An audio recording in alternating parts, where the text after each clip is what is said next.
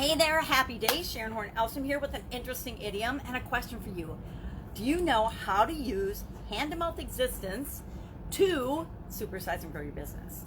This is an interesting idiom. It's been around, and writers have been using it since the 16th century. So it's been around for hundreds of years, but the practice and the action has been around even longer. Since people have existed, they have experienced hand-to-mouth existence, meaning that they have enough to exist today, but they have to go out tomorrow and get more.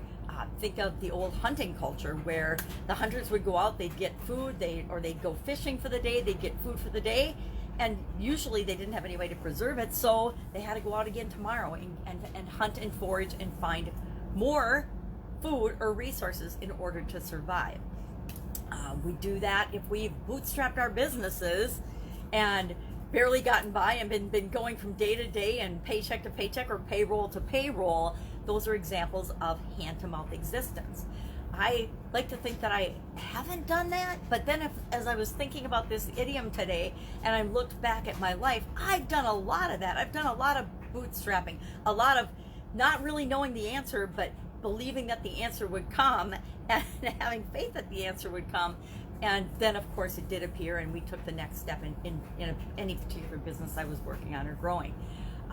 I've also had some scary times in my life personally. I was sick in the past. I've had some really bizarre health challenges, and I would find myself in certain periods living and just surviving the day to go from doctor appointment to a doctor appointment to try to find a diagnosis and figure out what was going on with me. Those were probably some of the scariest times of my actual life so far that are sort of a hand-to-mouth existence. We're just surviving the day to get to the next day, and then we have to do it all over again, just doing whatever we can to survive. I think that during COVID-19, there's a lot of people feeling this feeling right now, this hand-to-mouth existence, because their businesses are shut down. Their jobs have been furloughed, or they've been furloughed or laid off, or their jobs have gone away permanently, and they're at these transition periods where they're like, what the heck am I going to do to feed myself and my family, to take care of those I love and care about, to take care of myself? That is an example of a hand-to-mouth existence. So how can we as business owners help? Chances are, if we're being really honest with ourselves, like I had to be honest with myself today, I have had those scary experiences. One that's sort of relative is, I remember my first job out of college. I went to work for a giant corporation, had a really good job, and decided I was going to buy a house. So I bought a house back when interest rates were 13.89% that I could on paper barely afford, but I could. And so I ended up getting a roommate later on. But before I got a roommate, it was some scary times because I got paid once a month. In that salary position, we got paid once a month, the first of the month, and then, your money had to last the whole month.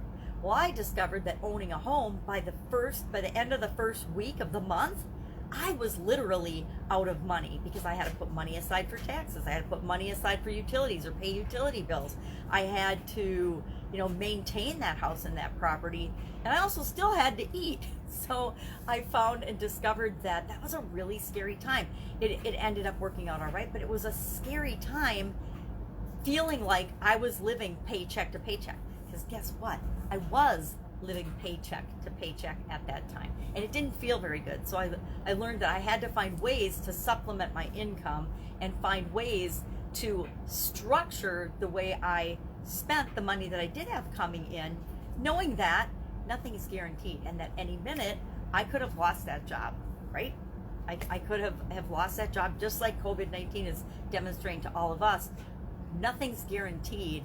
And so if we don't want to be living a hand-to-mouth existence, we want to make sure we're setting things in place to provide for ourselves and to make sure that we're taken care of no matter what.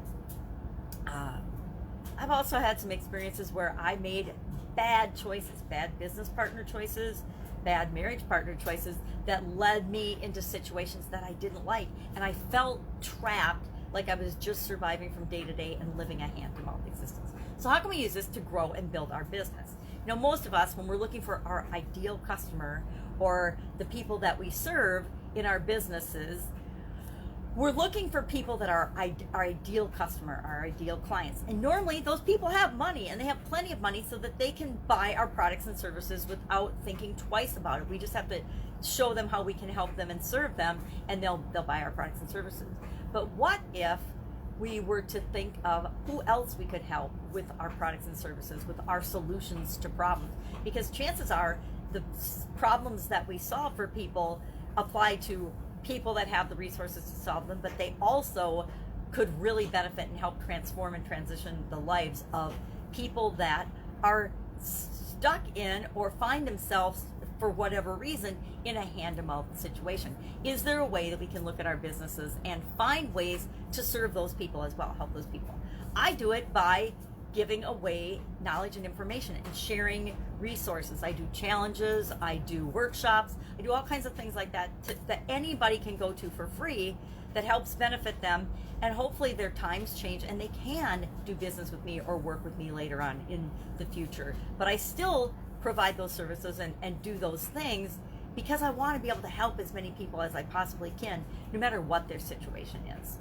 So that's just something that you could consider. You know, when times get tough, the tough get going, but we all face tough times at certain times in our life. And maybe it's not literally financial tough times, but it's mental, emotional, spiritual, or relationship challenges in tough times. And those tough times might find us feeling like we're living day to day, just surviving, just struggling to get through the day.